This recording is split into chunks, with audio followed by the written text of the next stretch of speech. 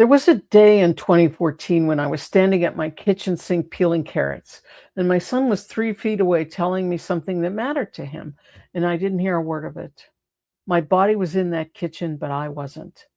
And that night, on a holiday weekend, a lot like this one, I started asking a question that changed my whole life. Welcome back. This is Dr. Lisa, Science Back, Soul Supported. We're on day 5 of The Kids Are Out of School, and today we're talking about presence and the holiday weekend that taught me what it really costs to miss it. This one's a little quieter than usual and a lot more personal. We're 3 weeks into summer now, and the days are starting to run together. And before this long weekend, I want to give you permission to slow all the way down. So pour something cold, get comfortable, and let's talk. Let me start.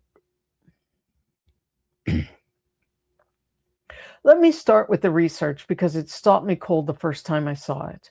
2 psychologists at Harvard, Matthew Killingsworth and Daniel Gilbert, built an app that pinged people at random moments and asked 3 questions. What are you doing? What are you thinking about? And how do you feel? 250,000 data points later, they published it in the Journal of Science. Here's what they found. We spend about 46.9, which is 47 basically percent of our waking hours, nearly half our lives, thinking about something other than what we're actually doing. But the number isn't even the part that got me. This is.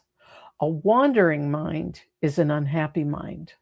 Where your attention goes is a better predictor of your happiness than the activity you're doing. Let that land for a second. It's not the vacation that makes you happy or the chore that makes you miserable. It's whether you're actually present for it. You can be on a beach in paradise and miserable because your head is actually back at the office. You can be folding laundry and genuinely content because you're all the way there. And here's the kind part, the part that took the shame out of this for me. Your mind isn't wandering because you're broken or undisciplined. The human brain is a planning, thinking machine. It's built to rehearse the future and replay the past, and that's a feature. It kept our ancestors alive. The problem is it never clocks out. Left to its own devices, it will quietly pull you out of your own life, one ordinary moment at a time, and tell you it's being productive. Now, let me take you back to my kitchen, 2014, carrots in the sink. My son, he was little then, standing right next to me talking, telling me something that clearly mattered to him, and I was nodding along, completely checked out, running tomorrow's to-do list behind my eyes, and at some point I caught my own reflection in the window over the sink, and it hit me like cold water. I'm missing this. Not some big milestone. This ordinary Tuesday evening, the one I will never, ever get back. I was standing 18 inches from my child and I was 1,000 miles away. And if I kept living like that, I was going to miss his whole childhood, 3 feet at a time. That night was the beginning of the questions I now teach, a simple way to catch myself drifting and climb back into the moment I'm standing in. And I'll tell you what actually changed, because it wasn't dramatic. It was, a few weeks later, same kitchen, same kid, same dinner rush. He started telling me about something that happened, and I felt that old pull to half listen. And this time I put the knife down, turned, and just looked at him, gave him all of my attention for the 2 minutes, and that's it. And the look on his face, like he'd been seen. I still remember that. And that's what presence buys you. Not more time, but better moments. So let me connect this to your summer, because this is the week everyone's scrambling to build the perfect one. Here's the truth that carrot moment burned into me. You can't hand your kid a flawless, color-coded, Pinterest-perfect summer and still not be there for a single minute of it.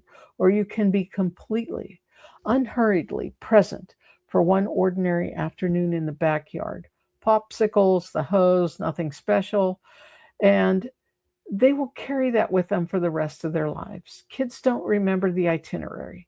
They remember whether you were there for them. And presence beats programming. And it isn't even close.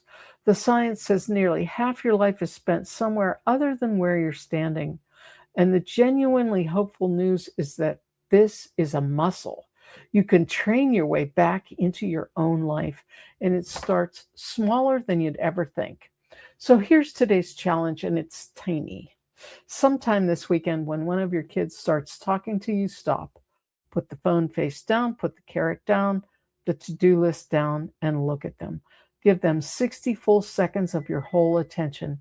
Don't fix anything, don't multitask. Don't plan the next thing, just be there all the way and notice what that actually feels like.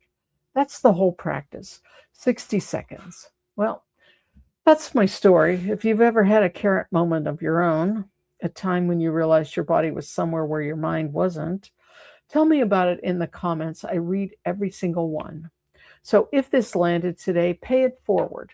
Like, subscribe, hit the bell thing, save it to a playlist, leave a comment. I read every single one. That's where this community really comes alive. The bigger the circle, the lighter we all are. That's Nezzen, and I'm glad you're in it. Tomorrow's the 4th of July. Come back for something quieter. Don't miss your life.